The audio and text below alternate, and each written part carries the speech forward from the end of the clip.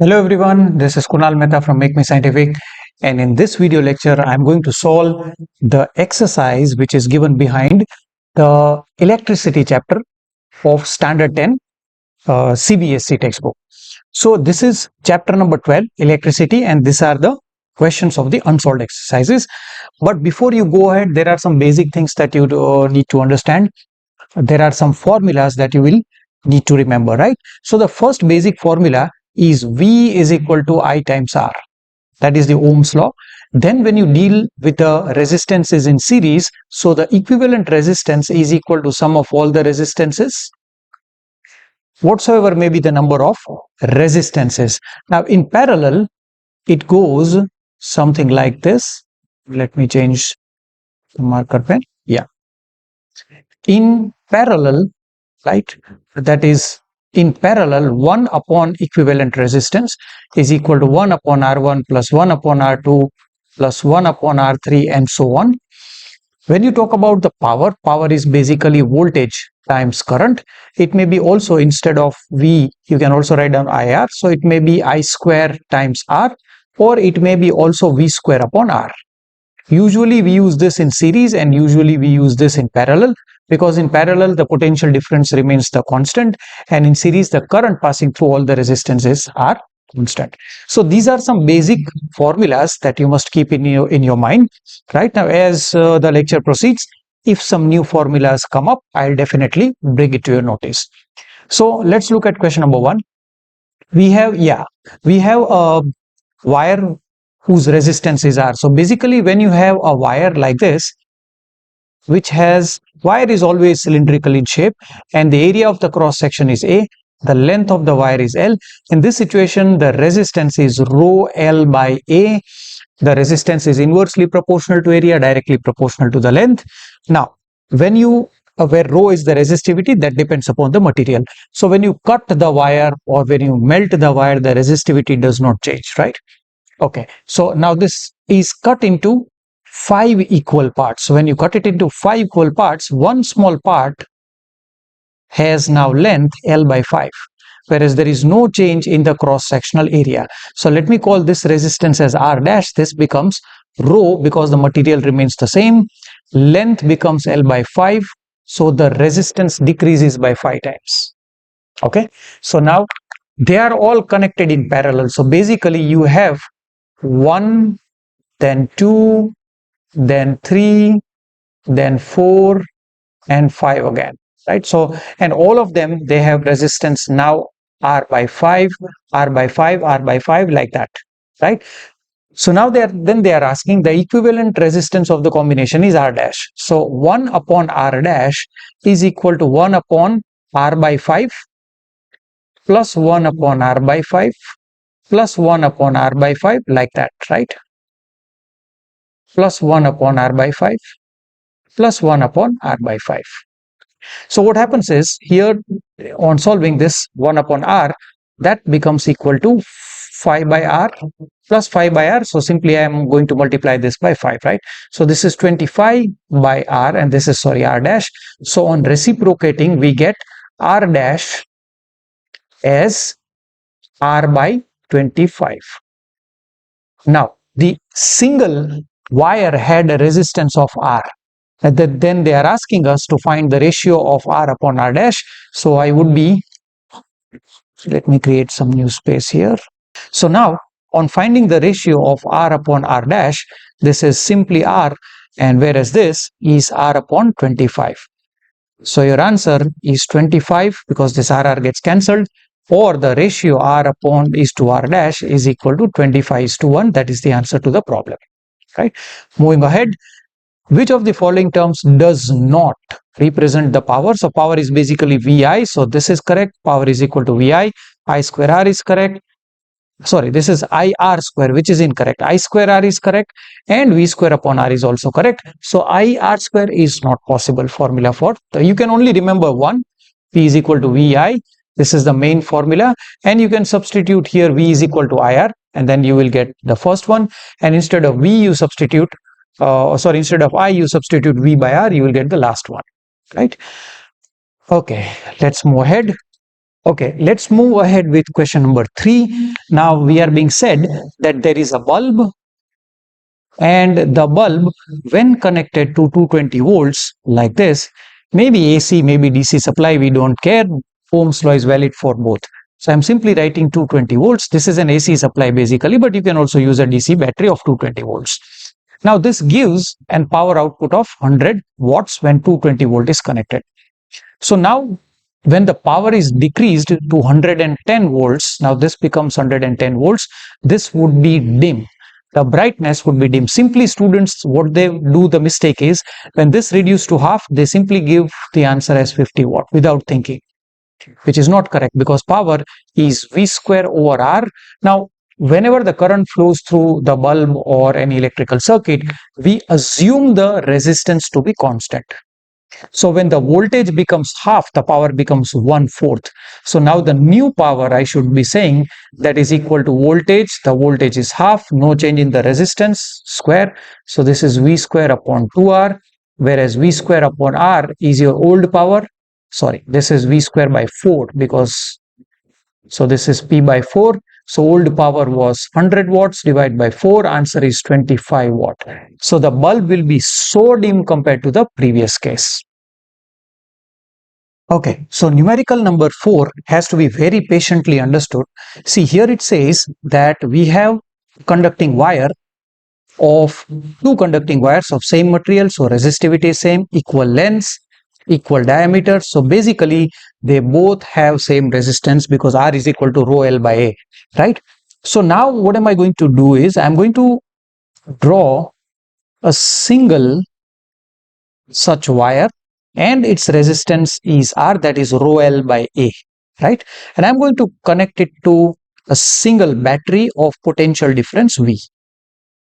In this case, the current coming out of the conductor is of the battery is V, or I, sorry, the current coming out of the battery is I, and simply you can use the heat formula as I square times R times T, where R is the equivalent resistance, and here the equivalent resistance is only 1. Now, the moment I connect two such conducting wires in series, what happens is across the battery of same potential difference. Now, here you are having two resistance in series, so current has to drop down by a factor of 2. Because see, V is proportional to I, correct? So if resistance becomes double, the current coming out of the battery of same potential difference drops to half. So here in this case, the current becomes I by 2. Be very sure I'm saying with the same potential difference, if the resistance increases, the current coming out of the battery reduces, right? So here, if I draw it in terms of, or if I write the equation of the heat in series, that is equal to I current flowing through the circuit, I square, R equivalent times T, and we are going to flow the current for time T in all the cases, right? So heat in series turns out to be I by 2 whole square. Equivalent resistance is 2R, because resistance they get added up in series connection, times. Now let's look at the parallel connection.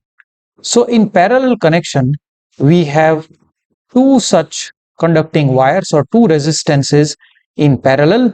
And now in this case, what happens is, with the same battery, if you connect, let me draw it again. So you will have R and R in parallel. So the equivalent resistance becomes R by 2. So now here the overall resistance is R by 2, correct?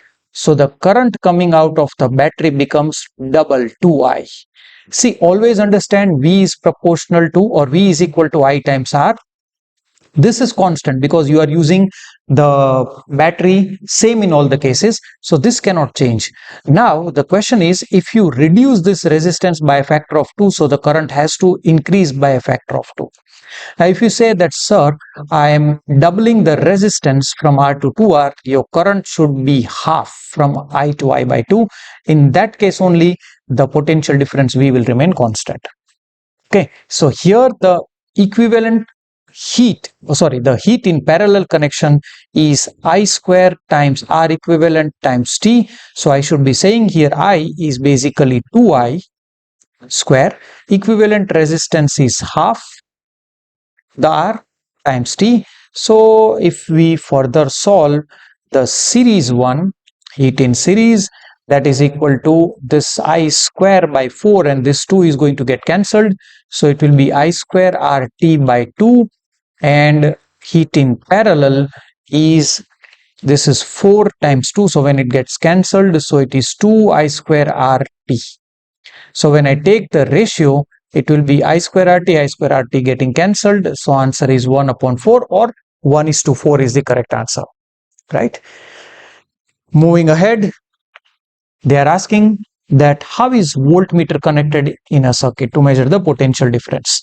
So always in parallel, but that has to be understood very carefully, that if you have single resistance like, or two resistance in series, or two resistances in parallel, it is very important to understand how do you connect this voltmeter to the entire circuit. Now voltmeter is always connected across two ends of the resistance. So these are ends A and B. So if you connect the voltmeter like this, you will be able to measure the potential difference, which will be same as that of the battery if the battery does not have internal resistance. When there is single resistance, the entire battery voltage appears in the voltmeter. But now when you have the same battery over here, it depends across which two ends you want to measure the potential difference. You can measure the potential difference here, you can measure the potential difference here, you can also measure the potential difference here between two ends, but it has to be across two ends of the battery. Now both the readings, like three readings you will get, V1, V2 and V3, it may be same, it may be, but for sure V1 and V2 may be same, may be different. If the resistances R1 and R2 are same, V1 and V2 will be same, otherwise both of them will be different. But of course V3 will be same as the battery voltage, right? Here also you have to connect the voltmeter across two ends of the resistance, but in parallel connection, whatsoever may be the resistance value, the potential difference or the voltmeter reading is same as that of the battery voltage, like this. And all this is true if the battery does not have internal resistance. If you have any other doubts, the links is given in the description. Please watch the video about the same. But the answer to the problem is voltmeter is always connected in parallel across two ends of the resistor. Now, next question. Copper wire has diameter. So when you talk about the diameter, 0.5 mm, the radius is 0.25 mm. Resistivity is given. So basically I would be writing the radius as 0.25 millimeter is 10 raised to minus 3 meter. Let's talk about everything in SI unit to avoid the confusion. Resistivity is 1.6 into 10 raised to minus 8 ohm times meter. Now the resistance is given to us as 10 ohm. And then they are asking us that what should be the length of the conductor. So the answer is R is equal to rho times L by A. Simply plugging in the value, 10 is equal to rho is resistivity that they are already giving us the value, that is 1.6 into 10 raised to minus 8. Everything is in SI unit, so I don't have to worry about it. Area is pi r square because the wire is always cylindrical in shape. So the cross-sectional area through which the electrons enter is always circular, right? So here when you substitute the value, 10 is equal to 1.6 into 10 raised to minus 8 times L, 3.14 is pi, and this is 0.25 into 10 raised to minus 3 whole square. So let's do this, even though it is a little bit tedious. 10 into 3.14 times 0.25 the whole square times 10 raised to minus 6. Okay, and then this is divided by 1.6 into 10 raised to minus 8. I can very well say that this and this goes off, that is 100. So L is equal to 10 into 100 into 3.14 into 0.25. Now we will get our answer in SI unit because everything is in SI unit, 0.25 square, right? So 0.25 into 0.25 is 0.0625 multiplied by 1000 multiplied by 3.14. Yeah, now this has to be divided by 1.6. So your answer turns out to be 122.6 meters, which is the answer to the problem. Now, here we are given the voltage versus current value, and you can very well see that when I becomes double, right, when the current becomes double, almost the voltage also becomes double, right?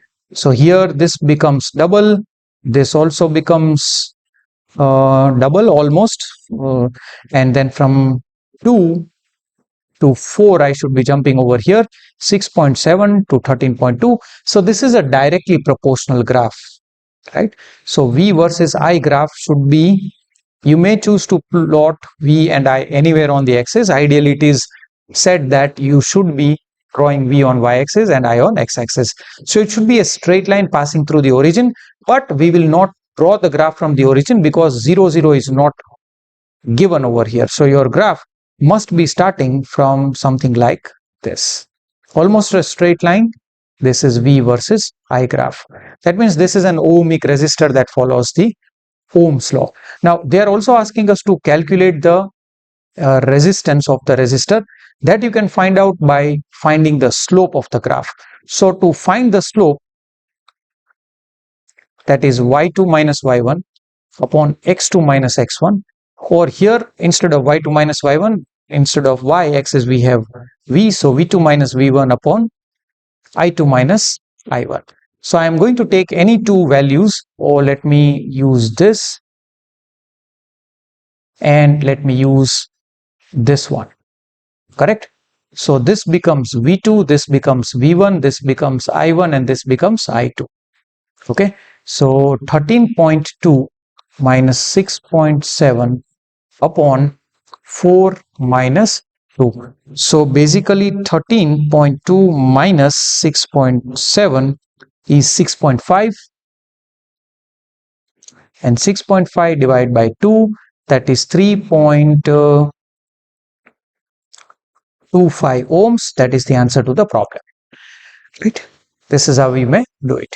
Even if you take any other two values, you might get a small variation in the answer, but that's okay, right? Now the battery of 12 volt is connected to an unknown resistance, and then there is a current. So let me draw it. This is a battery, and then this is a battery, and that is the resistor. Resistor has some fixed value that we don't know, 12 volts power supply, and the current coming out of the battery is 2.5 milliampere. So we are going to use the Ohm's law, V is equal to I times R. So 12 volts is equal to some current, that is 2.5, 10 raised to minus 3 times the R. So the resistance is 12 by 2.5 into 10 raised to plus 3. So that is equal to 12 divided by 5 by 2, or you may simply divide that 10 raised to 3. So this is 24, sorry, or 12 divided by 2.5 is 4.8. So this is 4.8 times 10 raised to 3, or this is 448 into 10 raised to 2, or 4800 ohms. That is the answer to the problem. Very easy question. Now a battery of voltage 9 volt is connected in series with these many resistors, 1, 2, 3, 4, 5. Now the beauty about this circuit is, in series connection the current passing through all the resistance is the same. So here they are saying that current passing through 12 ohm resistor or any one in the same case. So in series all the resistances, they get added up. So 0.2 plus 0.3 is 0.5, 0.5 plus 0.5 is 1, 1 plus 0.4 is 1.4. 1.4 plus 12 is 13.4. So the equivalent resistance is 13.4 ohms, is connected with a battery of 9 volts. So now using the Ohm's law here, not here, because here you have to first of all calculate the equivalent resistance that decides the current coming out of the battery, that is I. So V is equal to I times R. The total voltage is 9 volts. Current we don't know, times 13.4. So basically 9 divided by 13.4 is 0.067 sorry, amperes. That is the current coming out of the entire battery. Now the same current will flow through all the resistances, because in series connection the current flowing is the same. Let's move ahead. Question number 10. How many resistors should be connected in parallel to carry this much amount of current in 220 volts line? So first of all, if you have a single resistance, correct, and if you plug that it with a 220 volts power supply, AC DC we don't care, Ohm's law is applied for both. This is 176 ohm. So here the current, simply use V is equal to I times R. So the current is 220 volts divided by 176. Now this answer turns out to be 220 volts divided by 176 is 1.25 amperes. And now don't consider this as a resistor, you consider this as a bulb. So when you connect a single bulb across 220 volts power supply, it will pull out 1.25 amperes of current. This is known as safe current. If you give more current by using a larger battery, this bulb will fuse. So now in parallel connection, the potential difference remains the same. So if one bulb or one resistance draws 1.25 current, ampere current, and if you connect another bulb in parallel, since it is at the same potential difference, because potential difference remains the same, it will also draw 1.25 amount of current, amperes of current. So 1.25, 1.25, so we have 2.5. Similarly, we will have two more bulbs that we can maximum add. So 1.25 again, 1.25 again. Because total now we have 5 amperes of current. Imagine we have a fuse over here, and then this is the battery, 220 volts like this.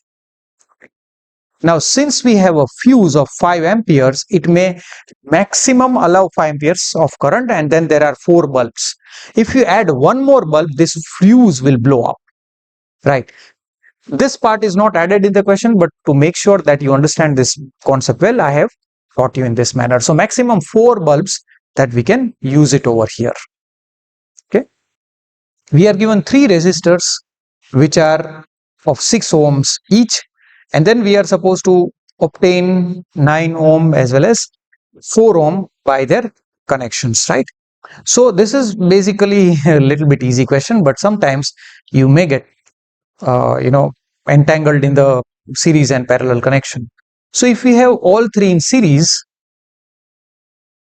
so 6, 6, 6, you will have 18 ohms. So this is not the case. All 3, you will get 2 ohms. 1 by 6 plus 1 by 6 plus 1 by 6. So 3 by 6. So 1 by 2, reciprocating, you will get 2. So for sure, that is not the answer. So you may combine 2 in series like this and check 6 ohm, 6 ohm, and then you may connect the another one in parallel like this. These are just trial and error methods to check 6 ohm. So you may get one answer as 12 ohm, that is the single resistance, because these two are in series, and then it is connected in parallel across 6 ohm resistance like this. Okay, so this is now the entire combination is in parallel. So 1 upon R is 1 upon 12 plus 1 upon 6. So this is 2 by 12. So this is 3 by 12. So 1 by R is 1 by 4. So resistance is only 4 ohms. That is the second part we have solved. So this is your correct answer. So for the second part, 2 should be connected in series, and with their both the ends, I am talking about these two ends, this end and this end has to be connected in parallel with 6 ohm resistor. Correct. Now the another one is what you can do is you can have two in parallel like this. This is how the trial and error method is being done. So 6 ohm and 6 ohm in parallel, and then it is left alone with the 6 ohm in series in this manner. So this is how what we do is the 6 and 6, since they are in parallel, the answer is 3, because 1 by 6 plus 1 by 6 is 2 by 6. So 1 by 3 reciprocating, you get this single resistance of 3 ohm, and then it is connected with another 6 ohm in series. So answer is 9 ohm, which is the answer to the first part. So this goes something like this. Next question. Several bulbs are here connected with 220 volts and are rated at 10 volts. Now, they are connected in parallel across each other, across two wires of 220 lines, maximum allowed current of. So almost the same question which we solved at the top.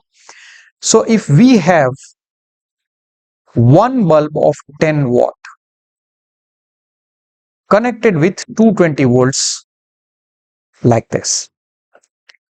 So here I am going to use the formula P is equal to V times I to get the maximum safe value current that the bulb can withstand, right? So this is 10 watt is equal to 220 volts times I. So the current is 1 by 22 amperes. So single bulb can maximum take 1 by 22 amperes of current. Now here we have available 5 amperes. That means I should be drawing this takes 1 by 22 amperes. In the same way, second bulb also takes, because all are connected in parallel. So current will split up into the portions. So here also 1 by 22 amperes. So in this manner, how many bulbs can be connected? Total 5 ampere current should be coming out of the battery, and this 5 ampere gets divided into all the bulbs. So 1 by 22 amperes times X number of bulbs is 5 amperes. So here X turns out to be 110 bulbs. So you can connect 110 bulbs in parallel, and then 5 ampere currents comes out, and then individually all of them 1 by 22, 1 by 22, 1 by 22 get splits up across all of them. Right? So this is how it can be taken care of. An oven in which there are two resistant coils A and B, and they have each resistance 24 ohms and connected to 220 volts. It may be used separately. I mean, a single resistor can be used like this one. This is a single resistance and is connected across 220 volts. You may use AC DC supply, that's totally fine, because Ohm's law is valid for both. Now, this is a single resistance 24 ohms. Now you may also use them in series. That is case number 2, like this one. And in this case, since the overall resistance increases, what happens is the amount of current coming out of the battery will decrease. Okay, so this is 24 ohm and 24 ohm. And then in the third case, we are being asked to find out the current that is passing, the current coming out of the battery in all the three cases. But in the third case, they are connected in parallel. So something like this, we have 24 and 24 coming in parallel, and the highest current will be drawn from the battery in this case, the parallel one, because the overall resistance is the least out of all the three cases. So if I label this as case A, this as case B, and this as case C, the effective resistance is least in case of the parallel connection. Since the battery is same in all the three cases, so highest amount of current will be drawn in the third case. So here, since we have a single battery and a single resistor, we can simply use V is equal to I times R. Now this is 220 volts that is equal, everything is in SI unit, so the current will be in amperes times 24. So the current coming out of the battery over here is 220 by 24. So 220 divided by 24 is 9.16 amperes. That is in the first case. But in the second case, if I draw an equivalent circuit, I will have a single resistor of 48 ohms, because 24 both of them are in series, and now that is the effective resistance. And now you have 220 volts battery, now a single resistor and a single resistor as well as the single battery. So you can simply use V is equal to I times R. Instead of V, you can use 220 volts, that is equal to I times of the effective resistance, that is 48.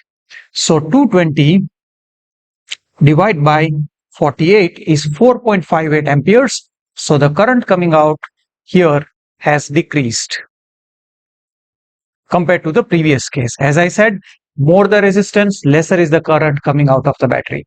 If you look at the third case, then we will be having a single resistor whose effective resistance will be even lesser than a single resistance. Now, 24 ohms and 24 ohms, if you connect them in parallel, you get half the equivalent resistance, that is 12 ohm. I'll prove it how. This is 12 ohm and 220 volts. See how. 1 upon R equivalent, that is equal to 1 upon R1 plus 1 upon R2. Correct? Then here we have 1 upon 24 plus 1 upon 24, that is 2 upon 24. That is 1 upon 12, but this is 1 upon R equivalent. So R equivalent, if you do the reciprocal, you will get R equivalent as 12 ohms. So here now a single resistor, single battery, the entire potential difference will be shared by this single resistor. So V is equal to I times R, 220 volts, that is equal to current I times 12. So 220 divided by 12 is somewhere around 18.3. So the current coming out of the battery is 18.3 amperes. As I said, it will be the highest because lesser the resistance, more the current, right? So this is how we are going to solve this problem. Now moving ahead, we are supposed to compare the power used in 2 ohm resistor in two cases. A 6 volts battery with 1 ohm and 2 ohm resistors, in series. So I'll draw the circuit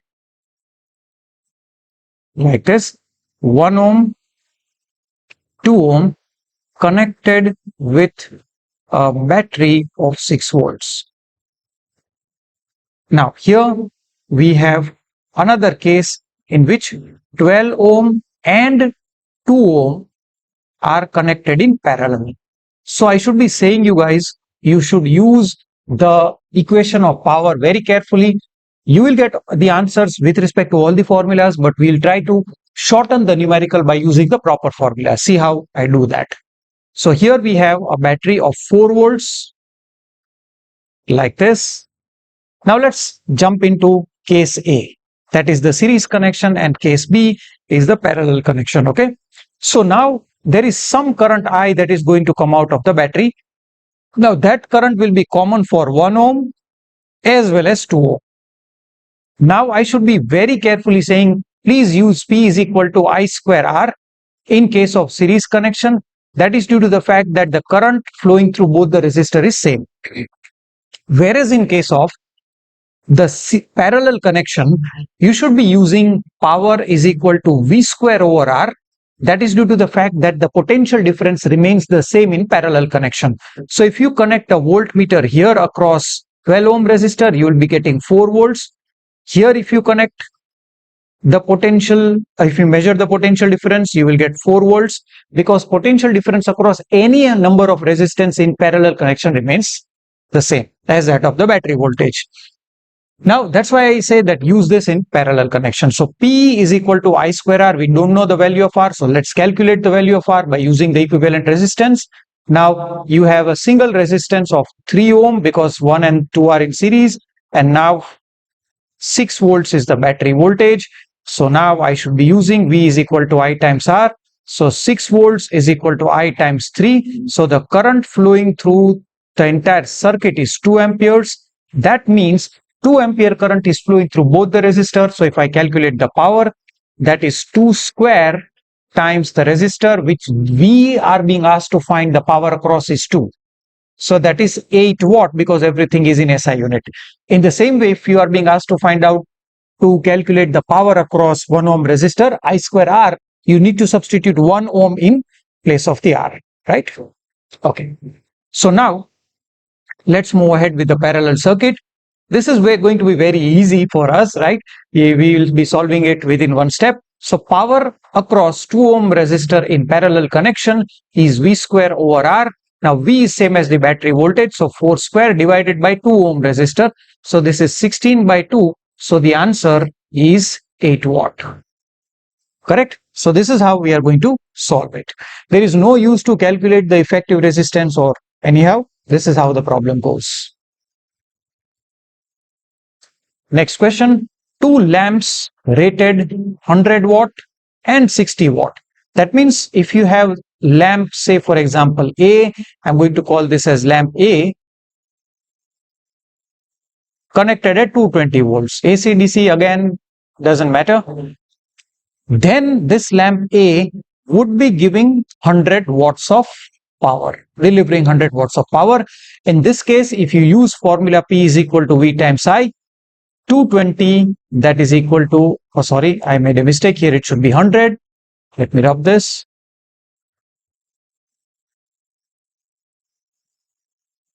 So I should be saying 100 that is equal to 220 divided by I multiplied by I. So I is basically 10 by 22. So 10 by 22, let's solve. What is 10 by 22? That is 0.45. That means this is the maximum current this bulb can handle. If you pass even little more current by applying slightly more voltage to this bulb will fuse. Okay, so this is the safe limit. In the same way, let's calculate for bulb B, that is the 60 watt bulb. This is bulb B. Now it is being connected individually across 220 volts. Now if I find the safe value of current, P is equal to VI. So that is 60, that is 220 times I. So the value of current over here is going to be 60 divided by 220. That is 0.27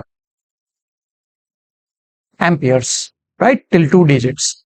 So if you pass little more current higher than this one, this bulb is going to get fused. Now they both are connected in parallel, right?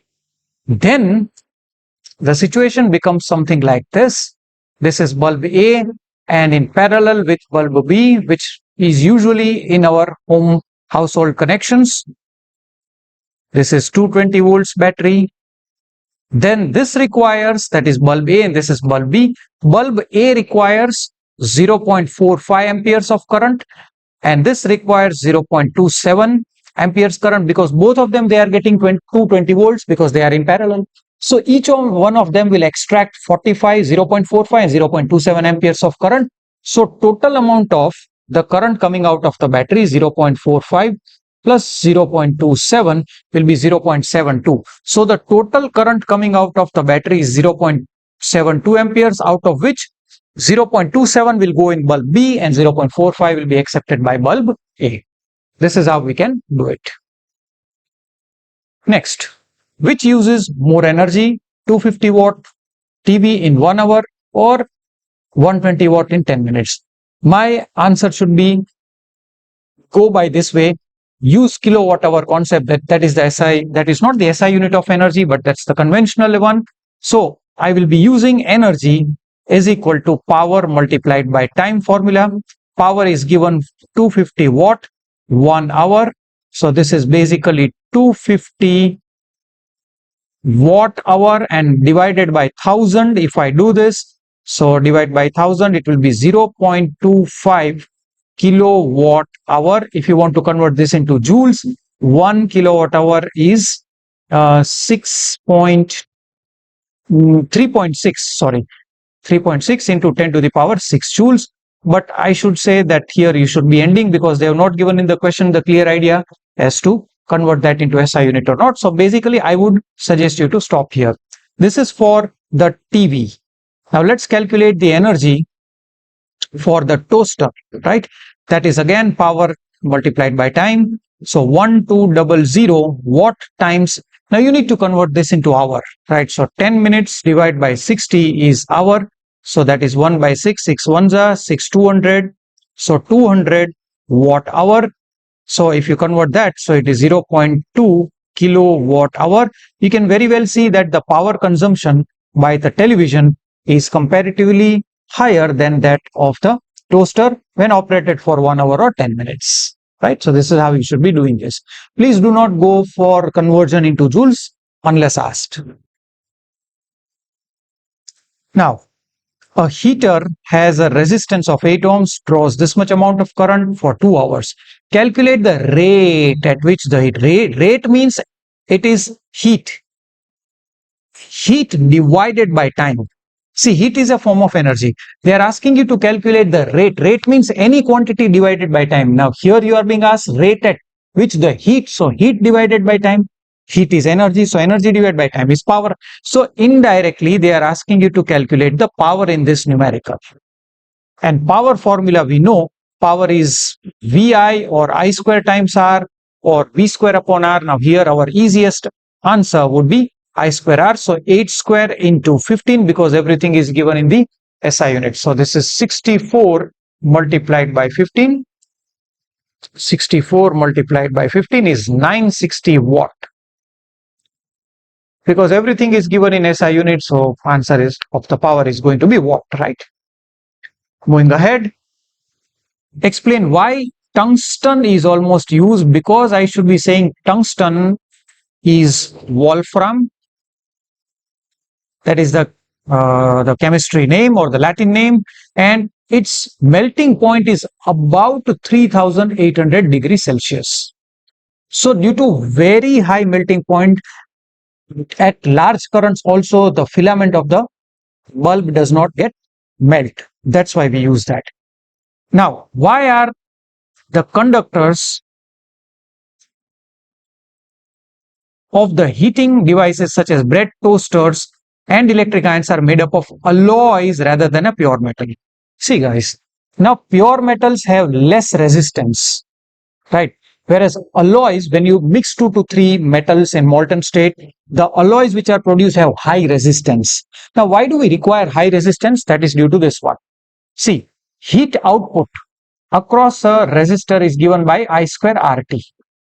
So, if this is a resistor R, if you pass I current for T amount of time, then heat coming out is I square RT. So larger the value of resistance, more heat will be produced. So that amount of heat energy we are using to cook the bread or the other things. So higher the resistance, more is the heat energy produced. We use that heat energy to make the food. Going ahead, why series arrangement not suitable for domestic circuits? Suppose you have 2 to 3 bulbs which are connected in series across, say for example, a battery or whatever. At our home connections we have 220 volts parallel connect, the AC supply, but I'm talking about series connection. Suppose if one bulb gets damaged, so the entire current coming out of the battery will stop, because now there is a gap, the tungsten filament has broken, there is a gap in the circuit, it's an open circuit, the current does not even come out of the battery if it sees a breakage in the path. So if you disconnect a circuit from anywhere, the current coming out of the battery will stop and all the appliances will stop working. So one is this one. Second is due to higher resistance, because in series connection the resistance gets added up. So higher resistance leads to larger power consumption. So your electricity bill will be comparatively large.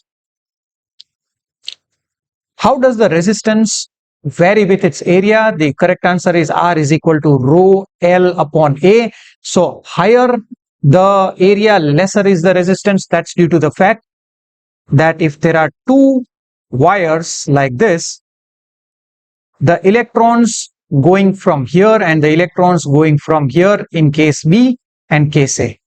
In case B, there is a larger area, so less collisions will happen among the electrons, lesser the resistance, so that's why inversely proportional. Whereas if larger electrons, they try to go inside a conductor of a smaller area, there will be a lot of collisions, more resistance. E. Why are copper and aluminium used for any electrical transmission? Because good conductors have less resistivity, lesser the resistance. Right? So it was my attempt to solve the NCERT questions in greater depth. If you have any doubts, please, it's my humble request to put your doubts in the comment section. I will be even coming up with the other exercises of all the chapters subsequently. Thank you very much for watching the video.